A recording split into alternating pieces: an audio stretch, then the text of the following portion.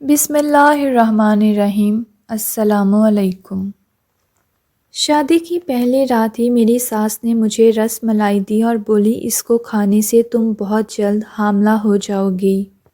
میں نے خوشی خوشی وہ رس ملائی کھا لی۔ جب کمرے میں آئی تو شوہر بولا میں نے منت مانی ہے کہ 40 دن تک تمہیں ہاتھ بھی نہ لگاؤں گا۔ میں چپ ہو گئی۔ صبح اٹھی تو جی متلانے لگا۔ میری ساس نے دائی کو بلایا تو وہ بولی آپ کی بہو تو حاملہ ہے۔ یہ بات سن کر تو میں شدید گھبرا گئی کہ اب میرا شوہر مجھے دھکے مار کر گھر سے نکال دے گا، مگر اس وقت میری حیرت کی انتہا نہ رہی جب وہ خوشی خوشی مٹھائی بانٹنے لگا۔ میں بیاہ کر رخصت ہونے لگی تو میری بھابھی میرے کان میں بولی رافعہ اب اگر تمہاری شادی ہو ہی رہی ہے تو تمہیں خدا کا واسطہ ہے دوبارہ ہمارے سروں پر سوار ہونے کے لیے واپس مت آ جانا، اب اپنا جینا مرنا اسی گھر میں رکھنا جہاں تم جا رہی ہو۔ بھابھی کی بات سن کر میری آنکھوں میں آنسو آ گئے تھے۔ اگر آج میرے والدین زندہ ہوتے تو وہ یقیناً مجھے رخصت کرتے وقت اتنے سخت کلمات نہ کہتے، وہ تو مجھے قرآن پاک کے سائے میں رخصت کرتے۔ میں اشک بہاتی گاڑی میں آ کر بیٹھ چکی تھی۔ تھوڑی دیر بعد میرا شوہر بھی میرے ساتھ آ کر بیٹھ گیا تھا۔ میں نے کن اکھیوں سے اس کی جانب دیکھا تو اس کی شخصیت سے متاثر ہوئے بغیر نہ رہ سکی تھی۔ گھر پہنچ گئے تو میری ساس نے چند رسمیں کی۔ میرا شوہر اٹھ کر کمرے میں چلا گیا تھا جبکہ مجھے میری ساس اپنے کمرے میں لے گئی تھی۔ اس نے میرے سر پر ہاتھ رکھا اور بولی بیٹی میری بڑی خواہش ہے کہ ہمارے گھر میں جلد از جلد ایک ننھا سا مہمان آ جائے، اس لیے تم یہ دم کی ہوئی رس ملائی کھا لو، انشاءاللہ بہت جلد خوشخبری ملے گی۔ میں اپنی ساس کی بات سن کر بے انتہا خوش ہو چکی تھی۔ میں نے سوچا کہ چلو میری ساس تو میرا خیال کرتی ہے نا۔ میں نے وہ رس ملائی بڑے شوق سے کھا لی تھی۔ میری ساس میرا ہاتھ پکڑ کر مجھے میرے کمرے کے دروازے تک چھوڑ گئی تھی۔ میں شرماتی ہوئے کمرے میں داخل ہوئی تو سامنے کا منظر دیکھ کر سکتے میں آ گئی تھی، کیونکہ میرا شوہر تو لباس تبدیل کر کے سونے کے لیے لیٹ چکا تھا۔ میں بے انتہا خوف زدہ ہو چکی تھی کہ شاید میرا شوہر مجھ سے ناراض ہو گیا ہے۔ میں نے سوچا کہ اگر میرا شوہر بھی ناراض ہو گیا تو میں کیا کروں گی؟ کیا میرا شوہر مجھے گھر سے نکال دے گا اور میں ایک بار پھر سے بھابھی کے در پر جا پڑوں گی؟ میری آنکھیں آنسوؤں سے لبریز تھیں۔ تبھی میرے شوہر کی نظر مجھ پر پڑی۔ وہ بولا کیا بات ہے رافعہ، تم رو کیوں رہی ہو؟ میں نے ڈرتے ڈرتے کہا اسفند کیا مجھے کمرے میں آنے میں دیر ہو چکی ہے؟ اسفند بولا ارے نہیں نہیں ایسی کوئی بات نہیں ہے، دراصل میں نے منت مانی ہے کہ میں 40 روز تک تمہیں ہاتھ بھی نہ لگاؤں گا، اس لیے میں سونے کے لیے لیٹ گیا۔ تم آؤ، وہاں کیوں کھڑی ہو؟ تم بھی آرام دہ لباس پہن کر آرام کر لو، یقیناً تم بھی تھک چکی ہوگی۔ میں بولی اسفند آپ نے کس چیز کی منت مانی ہے؟ وہ میری بات سن کر ایک دم سے گھبرا گیا تھا اور بولا ابھی نہیں بتا سکتا، 40 دن ہو جانے دو پھر خود ہی بتا دوں گا۔ میں نے اس بات میں سر ہلا دیا اور سونے کے لیے لیٹ گئی۔ صبح میری آنکھ بہت جلدی کھل گئی تھی۔ اس کی وجہ یہ تھی کہ میرا دل عجیب سا ہو رہا تھا۔ میں اٹھ کر بستر پر بیٹھ گئی۔ اسفند ابھی تک سو رہا تھا۔ میں تھوڑی دیر یوں ہی بیٹھی رہی۔ میرا جی متلانے لگا تو اٹھ کر میں جلدی سے باتھ روم چلی گئی۔ میری طبیعت بہت نڈھال ہو چکی تھی، اس لیے باتھ روم سے نکل کر باہر صحن میں جا کر بیٹھ گئی تاکہ تازہ ہوا لے سکوں۔ تھوڑی دیر بعد میری ساس میرے پاس آ گئی اور بولی کیا بات ہے بیٹی، تم یوں کیوں بیٹھی ہو؟ میں نے اپنی طبیعت خرابی کے متعلق بتایا تو میری ساس خوشی سے جھوم اٹھی تھی۔ وہ بولی میں ابھی دائی کو بلاتی ہوں، لگتا ہے رس ملائی نے اپنا کام کر دکھایا ہے۔ میں بہت پریشان ہو چکی تھی۔ میں دل ہی دل میں دعا کرنے لگی کہ اے خدا میری ساس کا وہم غلط ثابت ہو جائے۔ اگر یہ سب رس ملائی کی کرامت کے نتیجے میں ہو رہا ہے تو میں اپنے شوہر کو کیا منہ دکھاؤں گی؟ میں تو کسی کا سامنا کرنے کے بھی قابل نہیں رہوں گی۔ تھوڑی دیر بعد ہی دائی آ گئی۔ وہ میرے چہرے کی طرف دیکھ کر مسکرانے لگی اور میری ساس سے بولی بہن تمہاری بہو کی یہ زرد رنگت کوئی اور ہی کہانی سنا رہی ہے۔ پھر اس نے میری نبض کو ٹٹول کر دیکھا تو خوشی سے بولی مبارک ہو بہن، تو دادی بننے والی ہے۔ دائی کی بات سن کر میرا اوپر کا سانس اوپر اور نیچے کا سانس نیچے رہ گیا تھا۔ میں خوف سے تھر تھر کانپنے لگی تھی۔ میری ساس بے انتہا خوش تھی، اس نے میرا ماتھا چوم لیا تھا۔ اتنی دیر میں میرا شوہر بھی کمرے سے باہر آ گیا۔ وہ بولا، امی کیا بات ہے؟ آپ اتنی خوش کیوں دکھائی دے رہی ہیں؟ میرا دل چاہ رہا تھا کہ زمین پھٹے اور میں اس میں سما جاؤں۔ میری ساس بولی، کیونکہ تم باپ بننے والے ہو۔ ہر طرف خاموشی چھا گئی تھی۔ میں سمجھ گئی تھی کہ اب تو میری طلاق پکی تھی۔ میں نے بڑی مشکل سے سر اٹھا کر اوپر کی جانب دیکھا۔ مجھے دیکھ کر ششدر رہ گئی تھی کہ اسفند کے چہرے پر خوشی کے تاثرات چھائے ہوئے تھے۔ اسفند بولا، امی آپ کو بہت بہت مبارک ہو۔ پھر اسفند میری طرف دیکھ کر مسکرانے لگا اور بولا، تم نے میری زندگی میں شامل ہو کر مجھ پر خوشیوں کے دروا کر دیے ہیں۔ میں تمہارا بے حد شکر گزار ہوں۔ مجھے تو اپنے کانوں پر بھروسہ نہیں ہو رہا تھا۔ تب اسفند بولا، امی میری بیوی کا خیال رکھنے کی ذمہ داری آپ پر ہے۔ میری ساس بولی، تم ہرگز فکر نہ کرو، میں آج سے اپنی بہو کو زمین پر قدم بھی نہیں رکھنے دوں گی۔ تب میرا شوہر بولا، امی میں مٹھائی کا بندوبست کرتا ہوں۔ میرے شوہر نے پورے محلے میں مٹھائی بانٹ دی تھی۔ مجھے بے حد حیرت ہو رہی تھی کہ یہ سب کیوں اور کیسے ہو رہا تھا۔ میرے شوہر نے مجھے ہاتھ تک نہیں لگایا تھا، مگر میں حاملہ ہو چکی تھی۔ اتنی بڑی بات پر میرا شوہر مجھ پر شک کرنے کی بجائے خوشی منا رہا تھا۔ یہ سب باتیں میری سمجھ سے باہر تھیں۔ میرے لیے اتنا ہی کافی تھا کہ میرے سسرال والے میرا خیال رکھ رہے تھے۔ جس دن سے میں بیاہ کر آئی تھی، انہوں نے مجھے زمین پر پاؤں بھی دھرنے نہیں دیا تھا۔ اب ہر شام میری ساس مجھے دوا کھلا کر کہتی، بیٹی یہ دوا کھا لو، اس سے تم صحت مند بچہ جنو گی۔ میں خوشی خوشی وہ دوا کھا لیا کرتی تھی۔ جیسے ہی وہ دوا کھاتی مجھ پر غنودگی طاری ہو جاتی تھی۔ صبح جب سو کر اٹھتی تو میری طبیعت بہت خراب سی ہوتی اور مجھے بار بار متلی بھی ہوتی تھی۔ میری یہ حالت دیکھ کر نہ تو میری ساس میرے پاس آتی تھی اور نہ ہی میرا شوہر میرا کچھ احساس کرتا تھا۔ بس ان دونوں کی آنکھیں دروازے پر لگی ہوتی تھیں، جیسے انہیں کسی کے آنے کا انتظار ہو۔ ہر شام وہ یوں ہی کسی کے منتظر رہتے تھے، مگر جیسے ہی شام ہوتی ان کے چہرے بھی اتر جاتے اور پھر میری ساس مجھے ایک گولی کھانے کو دے دیتی تھی۔ میری شادی کو 1 ہفتہ ہو گیا تھا، مگر اب تک میں نے اور اسفند نے ایک دوسرے کے ساتھ بیٹھ کر دل کی بات بھی نہ کی تھی۔ میں چوری چھپے اسفند کے چہرے کی جانب دیکھتی تھی تو اسے بس دیکھتی ہی رہ جاتی تھی۔ وہ بے حد حسین تھا۔ میں نے محسوس کیا تھا کہ وہ بھی اپنی امی سے نظر بچا کر مجھے بڑے غور سے دیکھتا تھا۔ میں ان تمام حالات کے بارے میں سوچ کر پریشان بھی نہیں ہو پاتی تھی کہ مجھے نیند آ جاتی تھی۔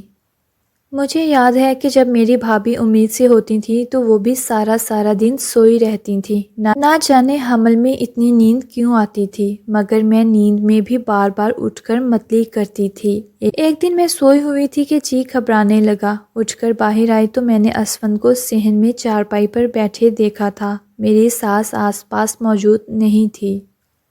میں بولی، اسفند امی کہاں ہیں؟ تو وہ کہنے لگا، پڑوس میں گئی ہیں۔ میں نے سر ہلا دیا۔ مجھے بہت زیادہ چکر آ رہے تھے۔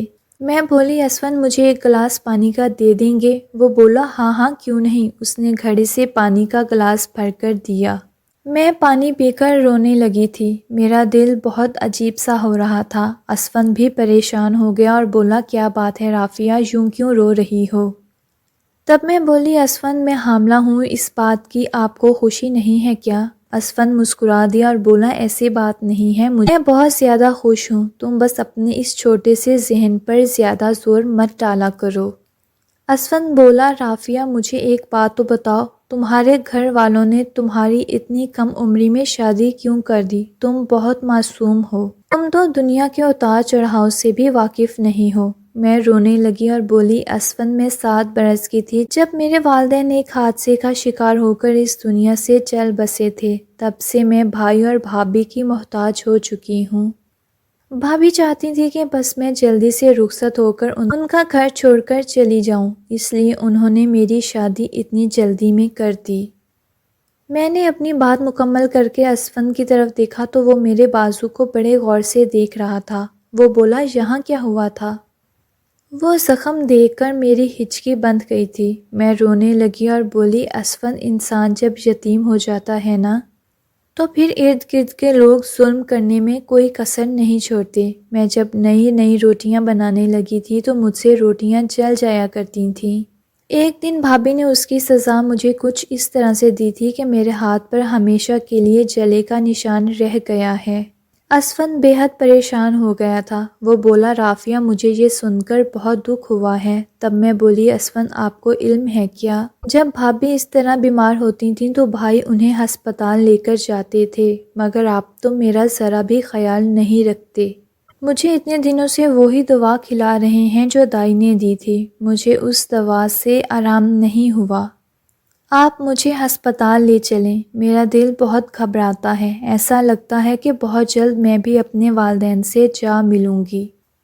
اسفند بولا ارے نہیں نہیں، کیسی باتیں کر رہی ہو، اللہ خیر کریں گے۔ اسفند نے مجھے دلاسا دیا اور مجھے پھر سے نیند آنے لگی تھی، اس لیے میں کمرے میں آ کر لیٹ گئی۔ نہ جانے اس طرح سوتے سوتے مجھے کتنی دیر ہو گئی تھی جب میری آنکھ کسی کے لڑنے کی وجہ سے کھلی تھی۔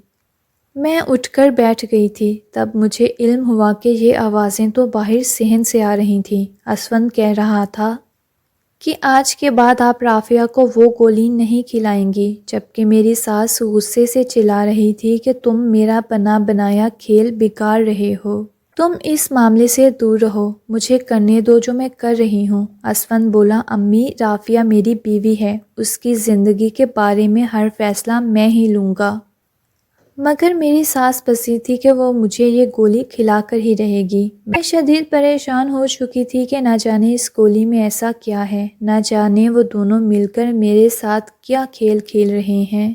میں بے انتہا پریشان تھی، اس لیے میں نے سوچ لیا تھا کہ آج جب میں وہ گولی نہیں کھاؤں گی۔ جب ان دونوں کی لڑائی تھم گئی تو میں اٹھ کر باہر آ گئی تھی۔ اسفند مجھے دیکھ کر اپنی جگہ سے اٹھ بیٹھا تھا۔ وہ بولا آؤ آؤ رافعہ یہاں بیٹھو۔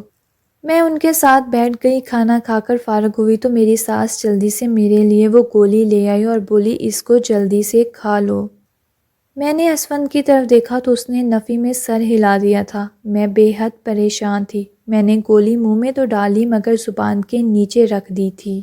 جیسے ہی میری ساس آگے پیچھے ہوئی میں نے وہ گولی پھینک دی تھی۔ میری ساس بولی بیٹی بس اب تم سونے چلی جاؤ۔ میں اپنے کمرے میں آ گئی تھی، مگر آج مجھے نیند نہیں آ رہی تھی۔ میرا دل بار بار گھبرا رہا تھا کہ نہ جانے آج رات کیا ہوگا۔ میں بیٹھی ہوئی تھی جب باہر صحن سے مجھے میری ساس کے بولنے کی آوازیں آنے لگی تھیں۔ وہ کہنے لگی اسفند میں نے تمہارے باپ سے شادی کر کے بہت ظلم کیا تھا خود پر، میں نے اپنی جوانی ایک بچے کے باپ کے لیے رول دی تھی۔ تم جانتے ہو کیا، تمہارا مرحوم باپ ایک نہایت برا انسان تھا۔ میں اس کے آفس میں کام کرتی تھی۔ وہ جانتا بھی تھا کہ میری منگنی ہو چکی ہے، مگر پھر بھی اس نے مجھے اپنی دولت کے اتنے خواب دکھائے کہ میں لالچ میں آ گئی تھی۔